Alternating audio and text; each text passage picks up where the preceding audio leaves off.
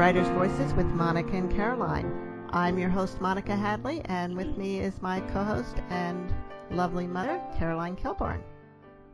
And good afternoon, everyone. It's a beautiful day here in Iowa, at last. It's so refreshing to see the sun again. I mean, after days and days of gloom, it's interesting what the sun can do for for how you feel. Well, I just, a week ago was or a few days ago, 2 days ago, was in Austin, Texas, where it was hot and swimming weather, and then I come back here, and it was lovely the first day, but rainy, and then today it's sunny and nice and cold. But I know. But it's kind of a shock for me. Yes, I'm sure it is. So, Mom, that's what they say about Iowa. You just don't like the weather. Wait 10 minutes, it'll change. Yeah, well, Texas is the same way. So tell us who we have with us today. Oh, today we have Kathryn Berla, and she likes to write in a variety of genres, including light fantasy, contemporary literary fiction, and even horror.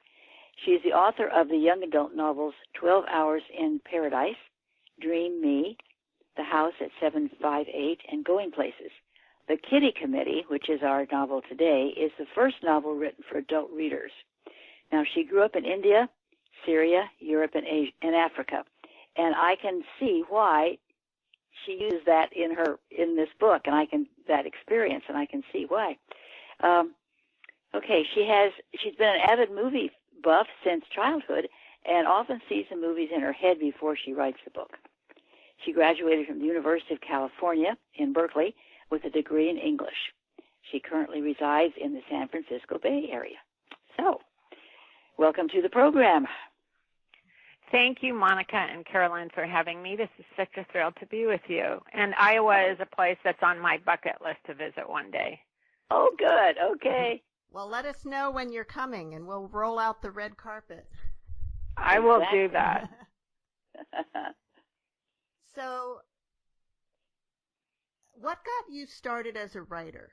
Did you always want to be a writer? Yeah, I think even from the time I was a little girl, I was always writing. I would put together family newsletters, and I started writing little stories when I was quite young. I remember asking my mother if I had to adhere to the truth, and she told me it was okay to embellish a little when I was writing more or less a diary of my life. And then when she reread it, she thought, well, you embellished maybe a little bit too much. And then I thought, well, maybe I should not be writing nonfiction. Maybe I should be writing fiction. And then I started writing or maybe your mother should not be reading your diary. Well, when I say diary, it was more or less like a travel journal, and it was seeking her advice. So it was all appreciated. Oh, good. And my mother wrote too, so she always gave me good advice. And did she write fiction or nonfiction?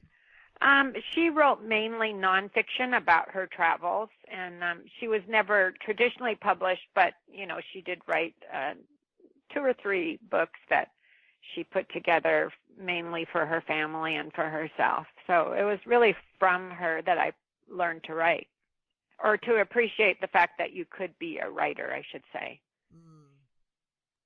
Well, having lived in all those different places, I'm sure there was a wealth of stories and information and things that she could write about, and that you can include in your writing too, of course. Yes, and for me as a youngster, of course, the traveling probably dealt more with my frame of mind in terms of adjustments. When you're growing up, you see traveling to different places in a whole different way than as an adult you would see the adventure of it all. But as a child, there's issues that sometimes come along with moving that, formative issues. Yeah, you have to change schools and all that kind of stuff. Yeah, right. So the heroine of the Kitty Committee is, through most of the book, is a young teen. with a very interesting background. Do you want to tell us a little bit about her? Yeah, her name is Grace, and she's the daughter of American missionaries, and she, like me, spent most of her life overseas living in developing countries. And then her father has a bad accident, so the family has to return to the United States. And even though she's an American, the U.S. seems like a foreign country to her. She's never really lived there. And when she gets to California and has to scramble to fit into the high school social scene, she feels completely alienated from everything and unsure of how to handle herself. So because she's so much younger and less socially aware, she joins a group of girls who seem to her like they have everything going for them, and they call themselves the Kitty Committee. And as time passes, she begins to realize that the group leader, Carly, is basically using the other girls for her own purposes, sometimes cruel, sometimes vindictive, sometimes just out of boredom. And then a new girl arrives, Jane, and when Jane arrives, Grace sees a different sort of role model because Jane is kind and accepting, and she naturally attracts others because of her innate goodness. And then Grace realizes that there's no way that Carly and Jane can coexist within the Kitty Committee. And she proves to be right, and along the way she becomes a casualty of the clash between those two girls, a casualty in the worst possible way. So it's a past and present narrative, so it's told back in time when Grace was a high school teen, and then in the present time when Grace is a woman of about 40.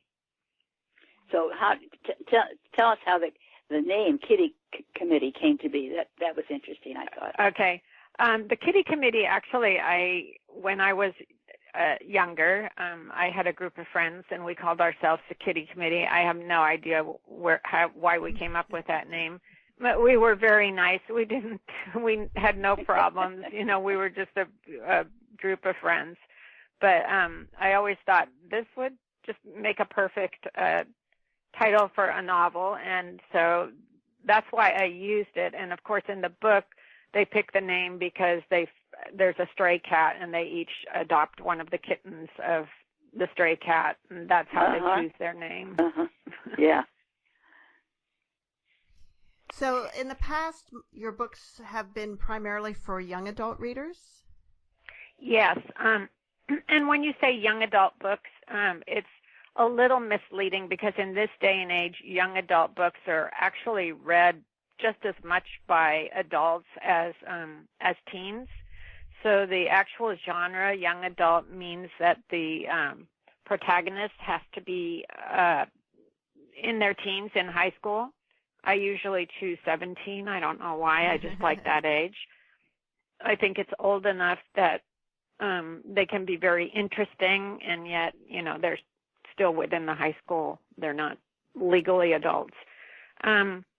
So it's in recent years, young adult has become so popular, and I find that a lot of my readers are just women in their 20s all the way up through their 60s and beyond, probably most of them in their 20s and 30s.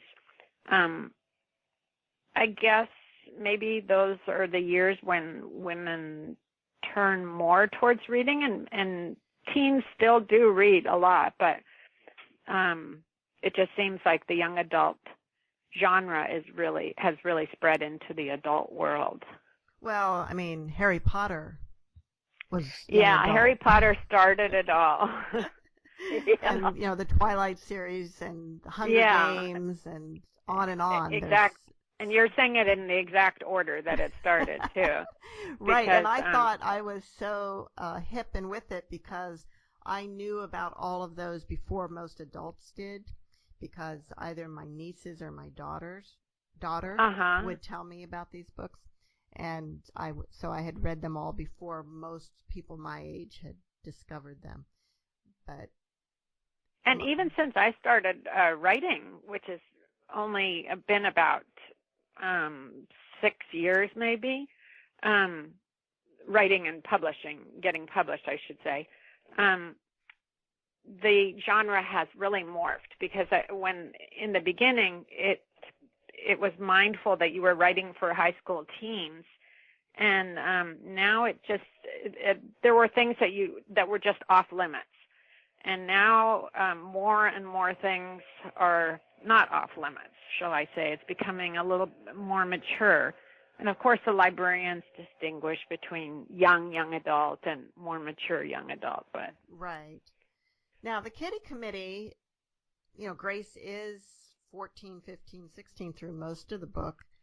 There's, and does that, but the fact that part of it is told from her adult perspective, makes it not young adult. Makes it not young adult. Interesting. Interesting. But there's a whole slew of books that are written in that type of narrative, and I've always been fascinated by the past and present narrative, where an adult returns to explore their childhood, because I don't know, I just think that's a really cool idea and theme.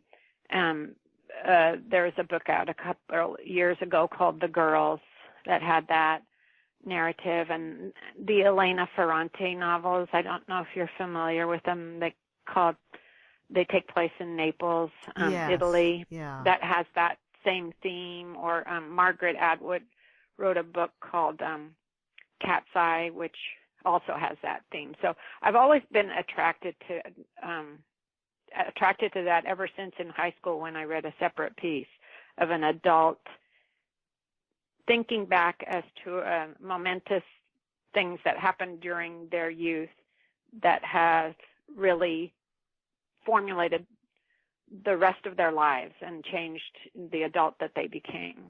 So well, one advantage of that is that the teen times of the book then are set in the past, when it's a little easier for you as an adult to get all the details right of being a teen. Exactly. Yeah. Yeah, you have the advantage of being an adult in order to interpret what it really means to you. And I like that. So, whereas if you're writing young adult and you're writing from the perspective of the teen, you're writing what's happening to you, but you don't have the 20/20 hindsight of how this is all going to affect your life going forward. Right. And if it's set in the present time when you're not a teen, it can be a little more challenging, I think, to get the details right of teen life at this time. Yeah, it can. The one thing I really enjoyed, though, about the Kitty Committee and the fact that it was so far in the past, say 20 years prior, is a time before kids were on social media, before they all carried cell phones.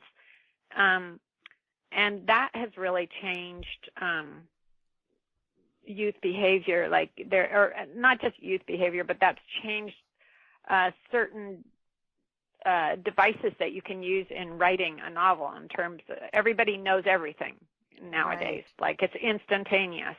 There's no possibility of misunderstanding or not getting the message, or that kind of thing.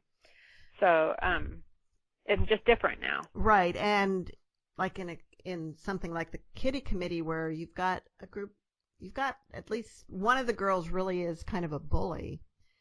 Right. That bullying would be taking place on social media, most likely. Exactly. Mm-hmm. So, yeah, it was far more complex back before social media, because it just wasn't as apparent to everyone. It was more hidden.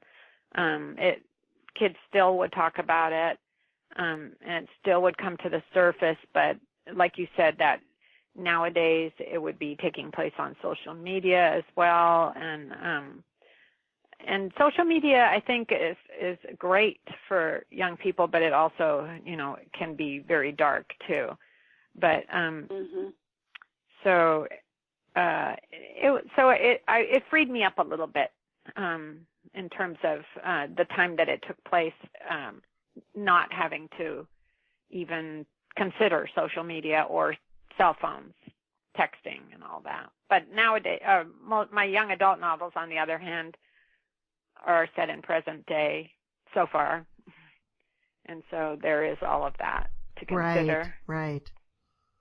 So you're listening to Writers' Voices with Monica and Caroline, and our guest today is Kathryn Berla, author of The Kitty Committee.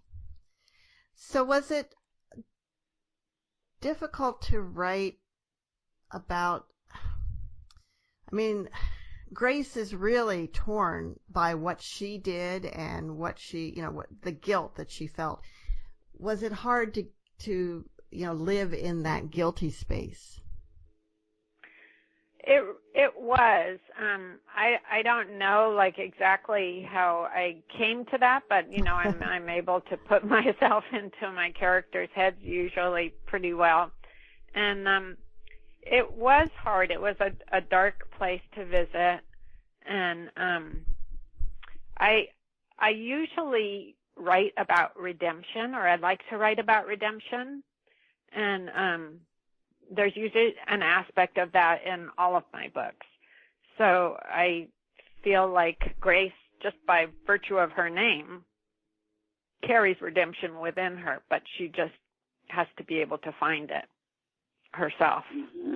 Mm-hmm. Yeah. There definitely were some twists and turns, and you do. Oh my! You do a really We're good job of keeping us guessing about what it is that actually happened. Gosh, yes. Yeah. Oh, thank you. Oh yeah, it was a page turner, no doubt about it. Thank you. I appreciate that. And I felt like Grace's guilt was more than maybe it should have. She let it affect her life even more than it should have. Yeah, you might be right. I don't know. I thought Maggie. She did sabotage her life, but I feel, in a way, self-sabotage it. But I felt in a way that she took on Maggie's burden also, and she also felt like there was a debt that she had to repay because of the circumstances where Jane, the act that Jane committed on Grace's behalf without even thinking about it. And then when it came to Grace doing the same for Jane, she never did it. She didn't rise to the occasion. She let Carly influence her. And that was the burden that she carried. Well, that's a good point. That's a good point. And Mom, what were you going to say? Oh, I don't know. I thought that Maggie, because of Maggie's physical things that happened to her, I thought she was carrying some guilt around too. Yeah, definitely. Yeah, Maggie was sort of like the biblical scapegoat. She took all the burdens upon herself, and she suffered the most for it. Mm-hmm. Yeah. Another thing I found interesting was the family dynamic in Grace's family, and how much that kind of impacted her, what the things that happened, or her life really. And it's not that that she had bad parents, but the decisions that her parents made about her weren't really very helpful for her. Right, and that was another area that I really was interested in exploring too. So I'm glad you mentioned that parents can be the best people in the world, but when kids feel that they're not the priority, that can derail them. So, like you said, they weren't bad parents. They felt they were doing. In their viewpoint, they were doing the best that they could. Obviously, her father had a horrible injury and was suffering his own demons, and her mother had to keep the family afloat. Well, fortunately, she had her. Yeah, fortunately, she had her brother. Right, exactly. That was important. Yeah, that was important. I thought because he was a protector, and wanted to be there for her. Right. He was one of those just wonderful, solid, good people that everybody hopes they have at least one in their life. Yeah, right. So, Kathryn, I'm wondering are there any like real life incidents that kind of inspired this story or any of these characters? Either things that are, were public or even things in your own life? Not really. I mean, I told you that the name obviously came from a group of mine, but it didn't have anything to do with the concept. But the fact that I traveled around, and when I did move back to the United States, I really had to figure out the dynamics, and it seemed like an alien world to me, even though I was an American. So that part is really what I shared in common with Grace, and was something that I've always wanted to write about. In terms of the tragedy and the bullying, fortunately, I didn't have to go through anything like that. But that's good. Yeah. And in terms of Grace being so much younger than her classmates by almost 2 years, my sister, who is such a brilliant woman, and because we were overseas in different schools and French schools before we moved back to the U.S., where they would advance children quickly, according to intellectual capabilities rather than whether they were emotionally prepared or not. My sister was probably about 2 years younger than her classmates when we moved back to the United States. So that inspired the comparison of Grace, who was also and did that so much cause younger. her any issues socially? I think it was probably harder for her than for me, because at least I was among my peers. I was approximately the same age as my peers, whereas my brother younger also, my sister way younger, so they probably had a harder time of it.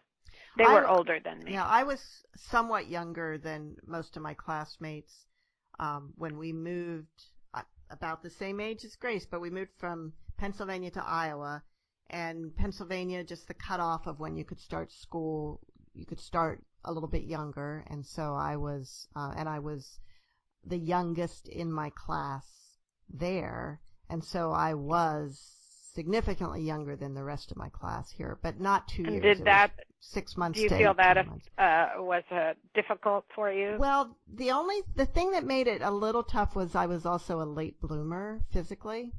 So, I felt a little left out from that aspect, but I eventually caught up, and interestingly enough, a lot of my friends were even I ended up being friends with kids who were a class ahead of me. So they were 2 years older, and it was fine. And it is interesting because we have these artificial decisions that we make for our children, like everybody who's 12 will be in this grade, everybody who's 13. And kids are so different in terms of their emotional maturity and also just their intellectual growth. So these are arbitrary ages that we pick, and then the kids have to fit themselves within it. I had one son who was very young for his grade, but he was like intellectually way ahead, and I had to think, well, do I hold him or start him, or what do I do? And then another son that I decided, okay, well, I'm going to hold him because I tried it one way and it worked out. They both worked out, but there's a lot of thought. In terms of Grace, she just was not only by years, she was so much younger, but she was just so socially awkward, and she was just lost. Yeah.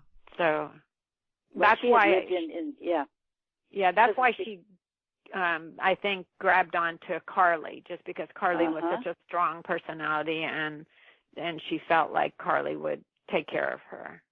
Well, she was the only one that smiled at her the first day, right? Right, exactly. Yeah. And that just a smile can make a big difference. Yep. It can. I remember being the new kid at that age, and it is hard, you know. It's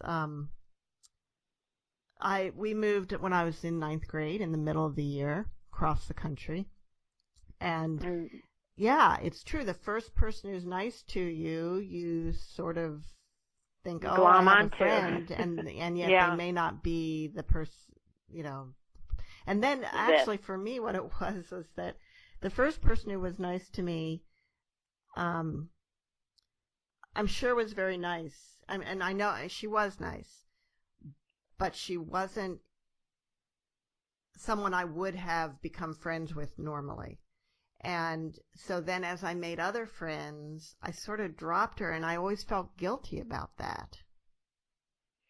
Well, that's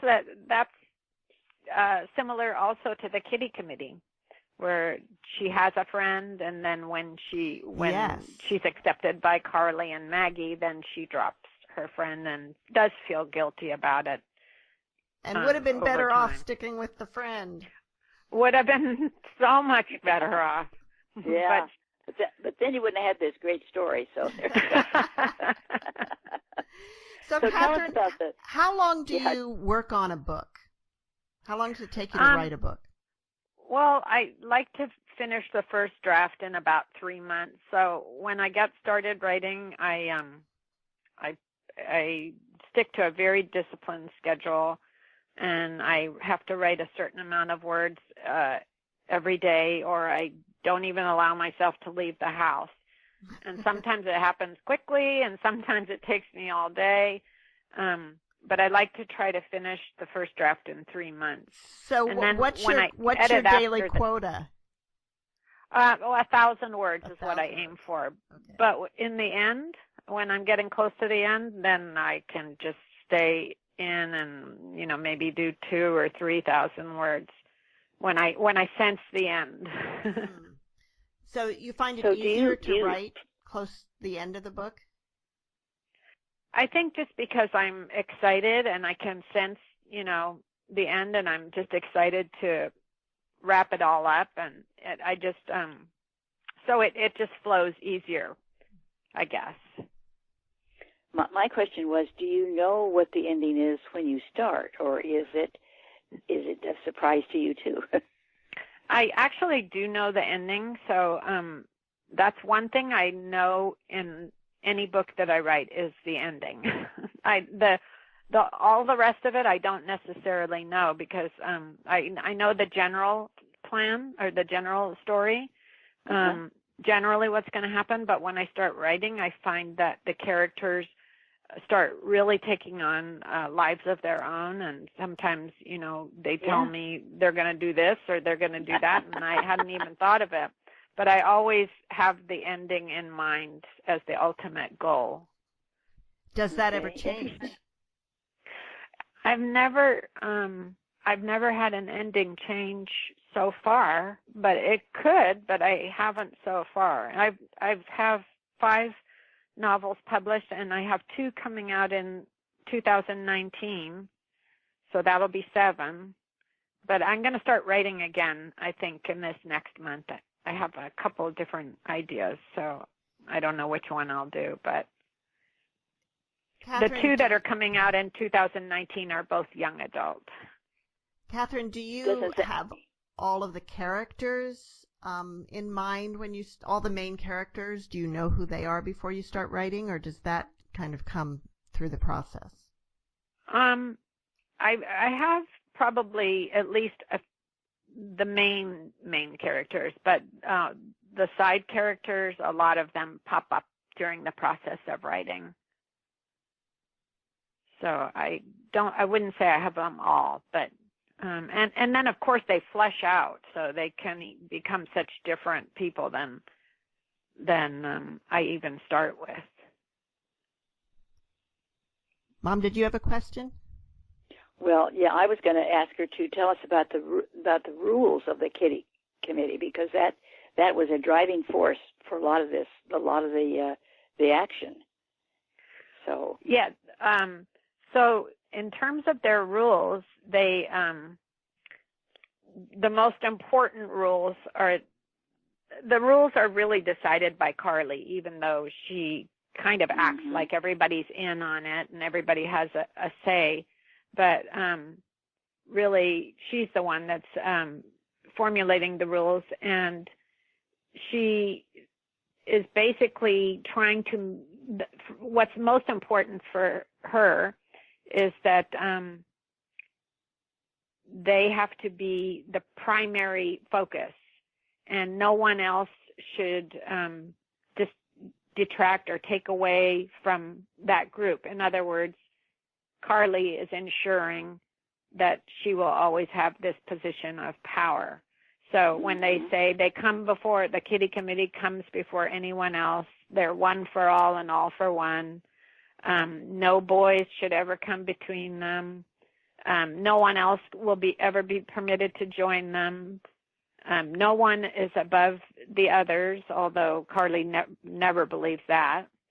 And if you ever leave the group, you're dead to the others. And there's also a no drugs are permitted, but alcohol is okay. All of these things are Carly's ideas and based on what serves her purposes, or what her morality, if you can say that she has a morality. That's what determines the rules. How big a role does alcohol play in what goes wrong for these girls? Well, I think it plays probably a big role in terms of clouding the good judgment at certain times, of sort of giving them an escape. And I'm not saying with Carly as much, because Carly's always in control. She always knows what she wants. But in terms of Maggie and Grace, who are self-doubt, they're always doubting themselves. Alcohol is a way for them maybe not to be brave in situations where they don't feel brave, to do things that they wouldn't normally otherwise do, that Carly wants them to do, and maybe just not to have to think about what it is they are doing. They don't consider the consequences because they're right. Yeah. Mm-hmm. So, Kathryn, would you like to read some from the Kitty Committee? Okay, yes, I'd love to. Let me read a passage when Grace first arrives at school on the first day of school. Mom dropped us off across the street on our first day of school. Luke flew out of the car and melded so seamlessly into the crowd it seemed he'd done it 1,000 times before. First day of school for us was February 23rd, which was going on the 160th day for everyone else. Still, I felt my chest swell with optimism at the sight of thousands of daffodils that lined every conceivable walkway around and leading up to Indian Springs High. Their humble, bowing heads melded into a bright sea of such intense color, I was certain it could shame even the sun. I was Dorothy skipping along the yellow brick road towards the Emerald City and all the adventures awaiting me. An American high school, or any school of this size, was a totally unfamiliar concept to me. Prior to this, the largest school I'd attended numbered 30 students max, children of missionaries, locals, and the occasional son or daughter of an American diplomat preferring a religious education. But somewhere between my mother's car and the intimidating entrance of my new school, my legs grew heavy, my heart sodden with dread. It seemed that pixie cuts were not in style after all. I didn't see one girl with hair short enough to reveal her ears. Hair was styled, not air-dried like mine, which I had lauded for the absolute genius of convenience it would bring to my life. The source of my fashion inspiration had either been invalid or terribly out of date. I felt deceived by my mother's reassurance. How had I so badly misjudged this most basic of all teen fashion tenets, the acceptable hairstyle? But it didn't end there, because it was soon obvious the pixie cut wasn't my only fashion crime. Blouses tucked into pleated skirts were nowhere to be seen except on me. The girls wore pants, jeans mostly, tight-fitting tops revealing developing figures instead of baggy blouses. And if there were skirts, they were unlike any skirt that was part of my wardrobe, which was up until that point a mishmash of donations of used clothing from strangers, last-minute purchases from Goodwill, and some colorful ethnic fashions picked up on the cheap in countries where we'd lived. I wondered how I was going to convince Mom to let me wear makeup. Jeans I was sure she would go along with for their modesty. I didn't have a clue as how to apply makeup, and even if I could convince Mom, she wouldn't be of any help, having never touched the stuff herself. I'd been so proud to learn I would skip a grade in my new school, but now I wondered if that was another huge mistake. It would forever mark me as the girl always at least a year less mature than her peers, and one look around told me that the physical maturity mattered here. These kids didn't seem as if they'd be wowed by my intellectual prowess. These kids held themselves as if it was what was on the outside that mattered. That was quite the opposite of what I'd been taught my entire life. I was just 13 years old and still playing with dolls. And that's Kathryn Berla, reading from the fairly early in the Kitty Committee. In the the whole theme of the book is about fitting in and how and issues with self-esteem. And some people think that's worse today than it was 20 years ago or 40 years ago. What do you think? Do you think things have changed at all, or is it just the tools have changed, the circumstances have changed, but not the feelings? I think that particular age, starting with middle school and maybe going at least through the beginning of high school, are going to be those years where kids start moving away from their parents. The parents are no longer the most important influence in their life. Now the peers are the most important influence. So I think their fitting in is always going to be an issue around that age range. But I feel like hopefully, it's better now. I think schools are becoming more aware of bullying and of kids who don't fit in being targets of bullying, and they are hopefully speaking to the students more about it. Hopefully parents are too. So I have hopes that it's getting better, but I think it will always be an issue just because kids are discovering how important their peers are, and they're moving away from the safety of parents being the center of their universe. Yeah. There are probably quite a few young adult books and adult books too that sort of focus on this mean girl phenomenon. I didn't really feel like there were a lot of mean girls, or that was so much of a, there were more or less popular. And the one thing I really wish that kids could understand is that, first of all, being popular in high school isn't going to matter at all 10 years later. Yes. And that that kids who maybe aren't popular might actually have more friends, right? More real friends than the ones who are popular. Yeah, and that the so-called popular kids also have their own insecurities. Oh, absolutely. But and that's why I don't really like the mean girl trope. I feel like with the Kitty Committee, I tried to show that this was a case of a girl, a sociopath, Carly, and not just a typical. It wasn't because she was pretty or rich, or it was because she was actually a bad person. She was, she only cared for herself, and she didn't have empathy. And Carly didn't really have friends either. I mean, she had Maggie, who basically not worshipped her, but just felt grateful to her because Carly had come to her defense and sort of protected Maggie, who was a very vulnerable, fragile personality her whole life. So Maggie always was grateful to Carly for that, and she was very vulnerable to Carly.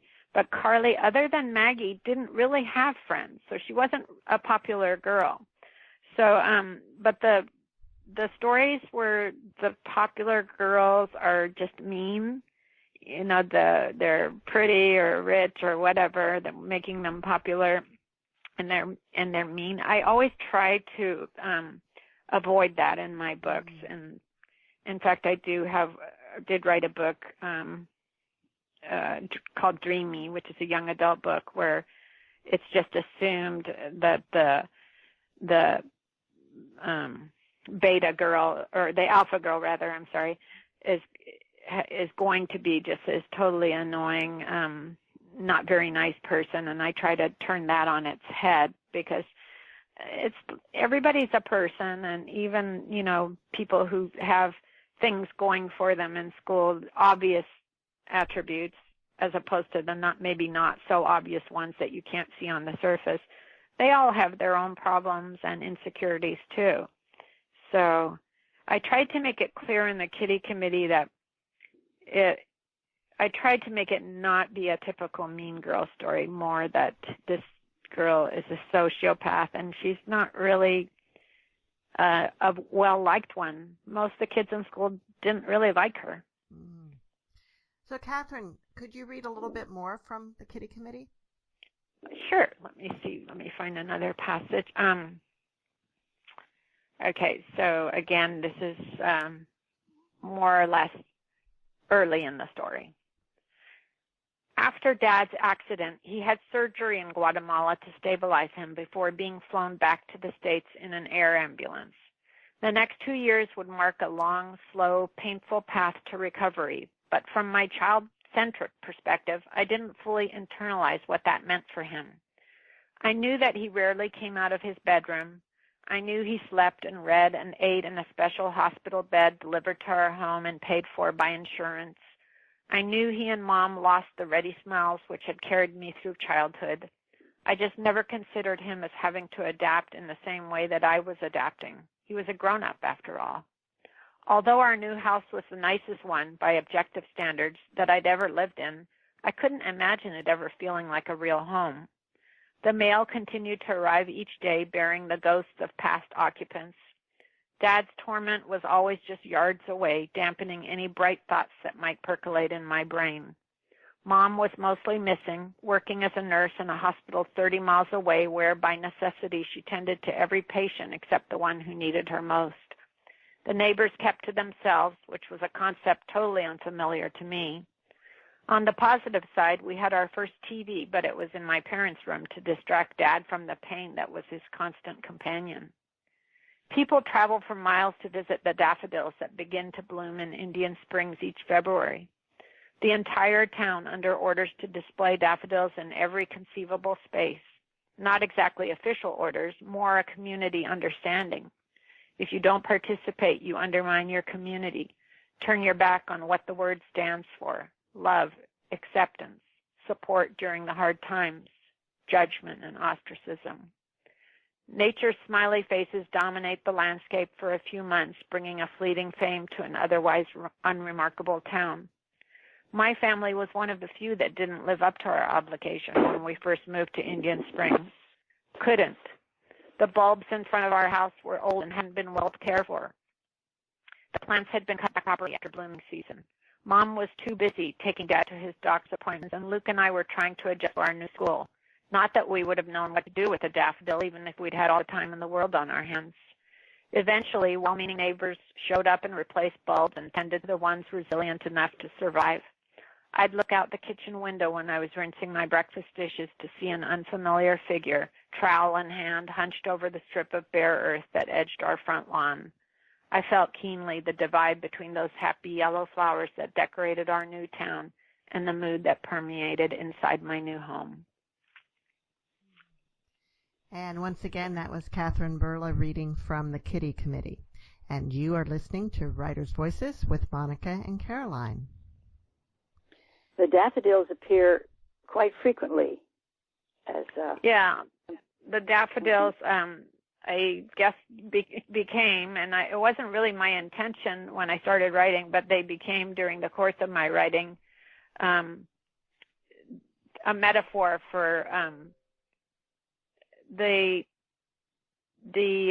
perceived beauty of the community that was really all just perception and appearance, and that underneath the surface, and the daffodils would die away, and then you were left with real life. And isn't that interesting that metaphor happened accidentally? Yeah, it did, and I don't know why. I can't even explain to you how that happened, but and then of course the letter that arrives every year always arrives during daffodil season. Yes. And that the letter is what really drives the suspense and mystery of the story.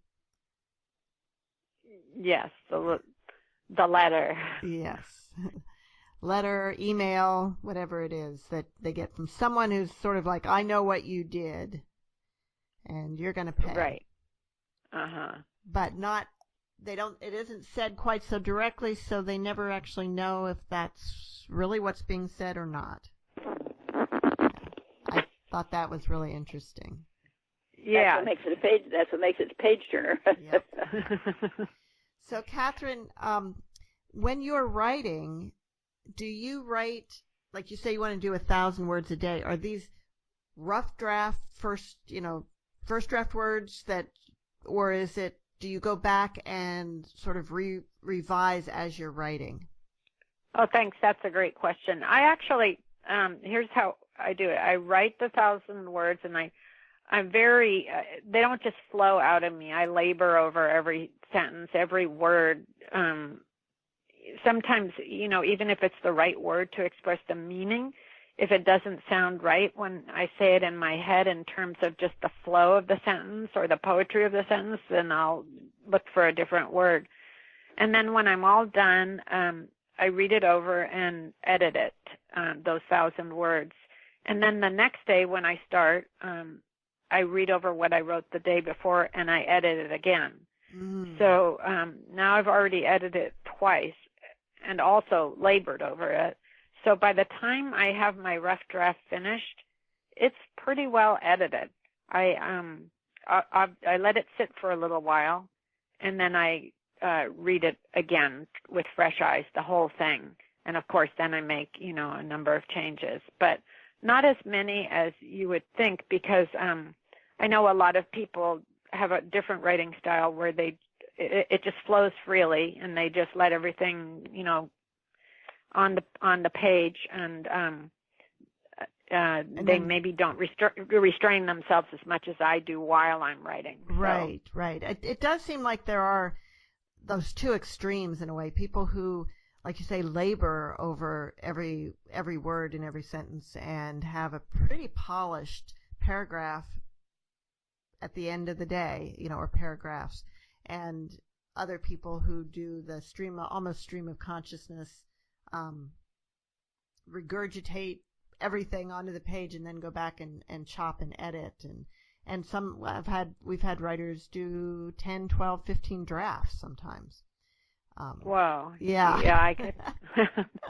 That it is really interesting how people are so different in the way they write. And then there are people who plot out their you asked whether I knew what was going to happen and whether I knew the characters. I know I have a lot of author friends, and I know a lot of people who they know every character, they know everything that's going to happen. It's all outlined.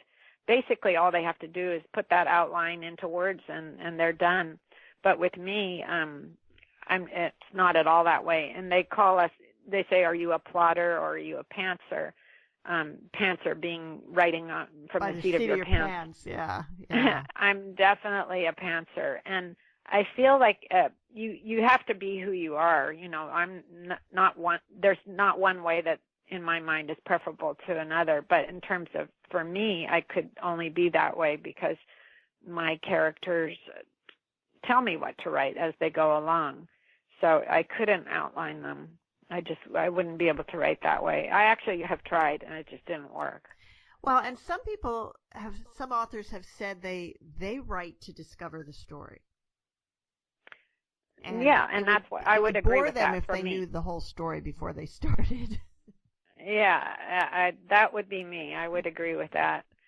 And I envy people who are able to plot out their whole story. I wish I kind of wish I could do that, but then I don't, because I sort of like the thrill of discovering as I go along. So, Kathryn, how did you get your first book published? You're up to 7 now, 5 published and 2 on the way. It's probably easier than it was. So tell us a little bit about your journey to publication.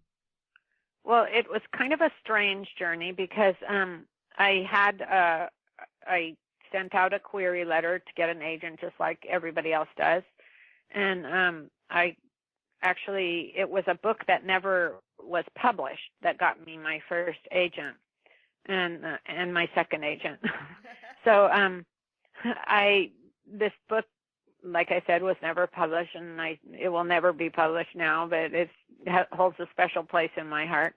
But then soon after that, I wrote a second book, and my agent fell in love with that book, and then she immediately got a publisher for it, which was Penguin Random House in Spain. And so my first book, even though I wrote it in English, was published in Spain. And was it set in Spain? No, it wasn't set in Spain. It was set right here where I live. But it was because this agent that I signed with, they had very strong ties in Europe. They have an office in Paris, one in London, and one in New York. And so they had a lot of connections with international scouts.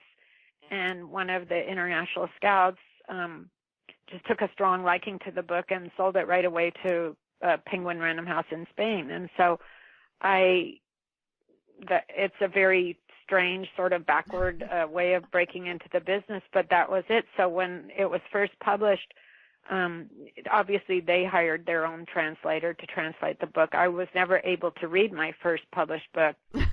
And all the reviews that came in, I had to ask. I have a friend who lives here who's from Spain, and I had to ask her to translate everything for me because I had no idea what the reviews were saying, what the bloggers were saying, and if I had to answer anyone, I would write it in English, and then she would write it in Spanish, and then I would, answer that way. So it was an odd experience. So you couldn't do interviews either. No, I couldn't. Well, I did written ones, but they would I would ask my friend to help me, and so I would write the answers in English. Wow. And did that book end up being published in English later? It did. That was The House at 758. Wow. And that actually was based on a incident that happened in my area of that profoundly affected me and a few people that I've known in my life. So it all came together, including my father-in-law. It all came together as a rather slim novel. It's not very long, but it could be my most personal novel, probably. So how then did you segue into getting a U.S. publisher? Well, by submitting, and then I wound up with Amberjack Publishing, and they at that time I had sort of created a backlog of books because I just kept writing. So they bought the English translation, or the English version of The House at 758. And I had another couple too. I had already written Going Places And actually, can I brag a little bit? Going Places was just in 2018 received Voya magazine's Perfect 10, and they only give that to about maybe 20 books out of the 2,000 young adult books that they review every year. And Voya magazine is a huge magazine for young adult librarians, school librarians. Well, so it's a huge honor for me. Thanks. I'm really thrilled about that. So I had already written Going Places and Dream Me. So they bought all three of them, and then they were willing to go with the Kitty Committee. I have two coming out next year. One is with a different publisher, and one is also with Amberjack. So the other publisher is Flux. It's new to me. I see it's based in Idaho. It's an independent publisher.